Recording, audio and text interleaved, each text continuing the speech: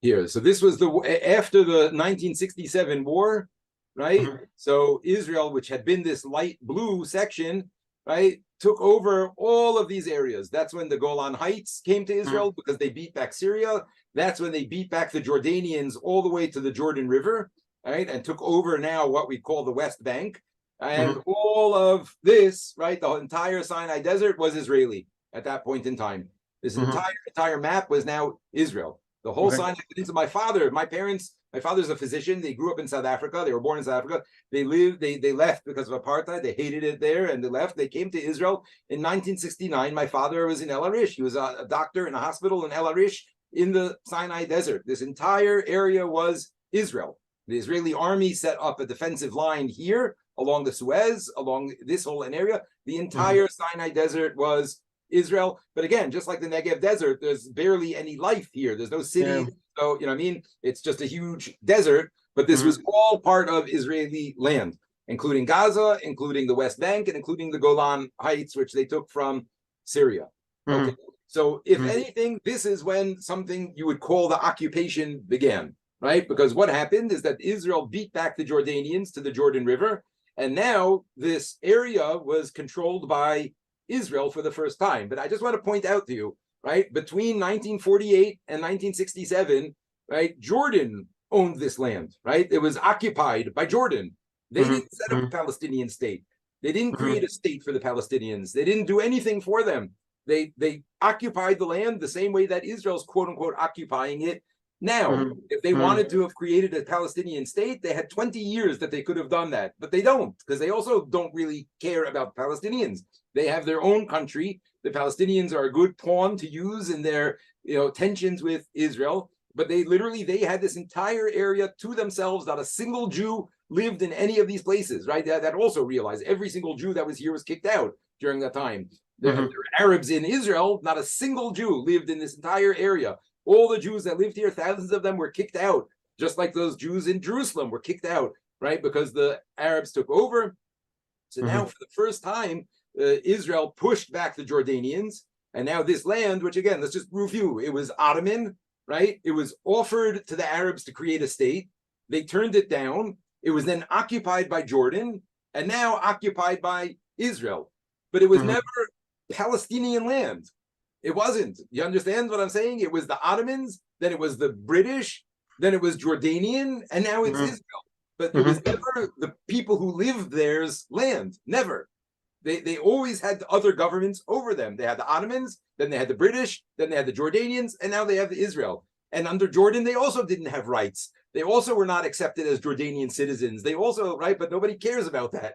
Nobody cares about it when it wasn't the Jews who were doing it to them, right? But during those 20 years between 1948 and 1967, they were also completely bereft of any rights, of any, anything like that. And they were living under Jordanian rule. Okay. What happened is that Israel... Did Israel at any point offer these Palestinians in the West Bank, like, look, you can become Israeli citizens? And well, they were offered a country twice with the Oslo Accords and the Camp David Accords. They were offered with Arafat twice to create their own country. Yes. And what exactly did they do then? They started the Intifada. That's how they responded, right? I'm saying, that they've been offered peace 5 times by Israel, right? They've been offered peace deals. Well, here I hear very conflicting versions, like that they were never offered a real peace deal, that they were offered something that they couldn't possibly agree to. What does that mean? What does that even mean? That they couldn't that the offer was just not good enough. They were offered under the Oslo. They were offered 97% of the land with land swaps, meaning 97% of the land that they had of the West Bank. Then of the West Bank, yes. Yeah. 97% was going to be given to them, and they had every chance of having a state. They reject time and time and time again, starting from 1947. This whole thing could have just been avoided if they just said, "Okay, we'll take it," from the very, very beginning. The entire thing could have just been finished, and they would have had their own state. They would have their own way of living, and that's the same thing that happened in Gaza. So somebody like Kim Iverson will disagree here, I suppose. She will Well, disagree, I don't right? know what she would say. What would she But possibly because say? the people I follow, they always claim that it's the other way around. That Israel was never in favor of a two-state solution. They always sabotaged that, and the No, Palestinians that's would be only the more than past, that's happy. only for the past 10, 15 years. That's still not true. That's absolutely not true. What sabotaged it was them turning down peace and Mhm. starting the Intifada instead. That's what sabotaged it. The Ehud Olmert and Rabin, they offered them peace. That was all of Gaza in 2005. Do you know what an unbelievable controversy that was over here in I Israel? remember that. I followed They that. literally, Jewish people were forcibly taken from their I homes in remember. I Gaza, remember. I removed. They saw said, that no, on no, no, television. we have to Mm, do this. We have to have a chance for peace. mm, We're never going to know if we don't try. And everyone was saying against it. They were saying, no, it's just going to become a terrorist base. It's just going mhm, to become a place where they're going to breed terrorism. And look what we're dealing with until mhm. today.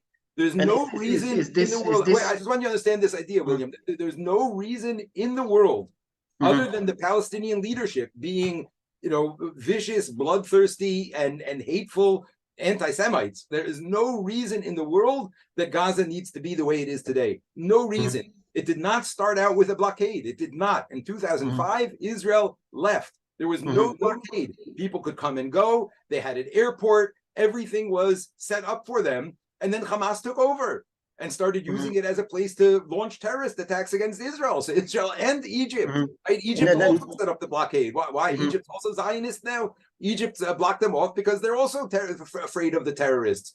It is 100% on them what happens in Gaza. We did And everything we could do. We literally took our people out from there. We left mhm, behind the infrastructure, right? European people paid money to leave behind greenhouses, leave behind factories, leave behind all of these things. We withdrew completely and said, okay, let's see, do it. Let's see, please make a beautiful, they have beautiful beaches. If you went and saw that hashtag that I sent you about the Gaza you don't see, now winter. beautiful property there, beautiful beaches. They could have made resorts. They could have made it into a tourist attraction. There's no reason in the world that didn't happen except for their refusal to live with Israel. Their refusal to live Mhm, in peace with us. That's the only reason this happened. And that's what I keep on telling Kim.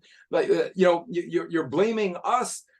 Focus on Hamas. Focus on the people that refuse peace. What more could we mhm. do? And now you want me to do that again with the West Bank? Now you want me to leave the West Bank and leave it to them to do this again? Why in the world would I do that?